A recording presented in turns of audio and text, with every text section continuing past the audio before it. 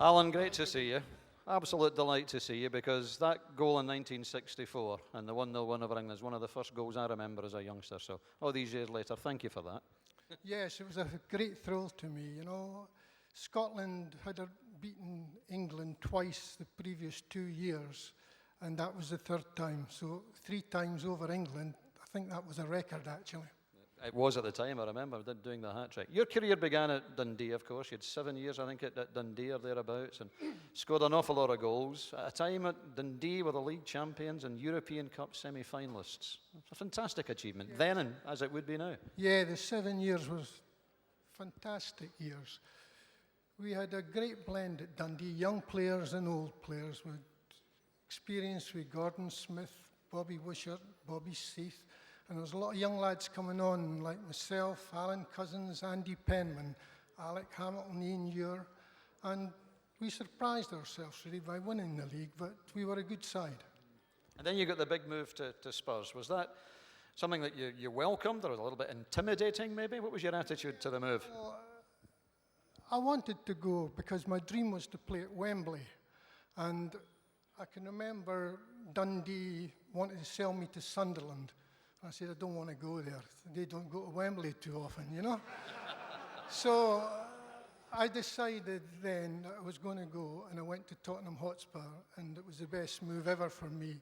When you move in football, as Graham Souness previously said, you've got to go into a club where you feel it's right for you. And the 2 clubs I played for, Dundee and Tottenham, everything was right for me.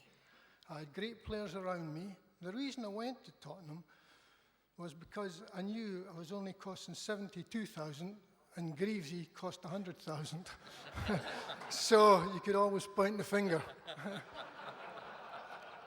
But you, to this day, Alan, you remain an absolute hero at both clubs. And it takes something special to become not just a successful player, but to hold that special place in fans' affections. Is that just because you scored a lot of goals? It must have been more than that. No, really. Through the years, you set up a rapport with the fans, you know. And if you give 100%, you try, you train hard, and the fans begin to realize it because they've got so much what you do in training. They come and watch you train, and they understand inside out the club, and they realize that you're 100% for the club.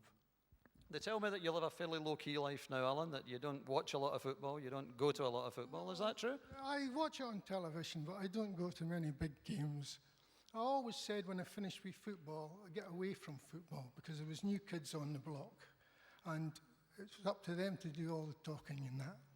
Tell me about the young left half that you had at Dens Park in those championship winning days. Was he any good? Well, I don't know. but I think he was a better manager than a player. After that fulsome praise, Craig, what kind of player was Gilly? Well, I think the folks should know he's very modest, and you know, I can tell you this: the year we won the league championship, we came to play Rangers at Ibrox, and a certain Alan Gilzean scored 4 goals at Ibrox when we were competing with Rangers for the championship. So that tells you we won the game 5-1, and Gilly scored 4 goals. The other thing I'd like to say to you is that Dundee were in the semi-final of the European Cup. Now, it wasn't the Champions League then, it was the European Cup, the champion team from each country. And the first game was against Cologne of Germany, the German champions. And they had a poorish night that. We won 8-1, but that's true at Dens Park, but they only scored 2, which was quite disappointing. In the next 2 rounds against Anderlecht, he scored 3, a hat-trick against Anderlecht, a hat-trick against Sporting Lisbon. Now, that is quite fabulous, ladies and gentlemen.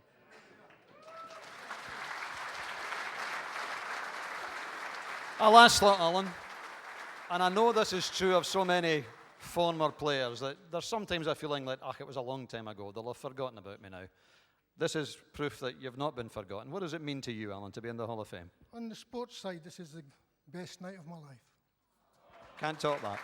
Alan, congratulations. Alan Gilzean and Craig Brown.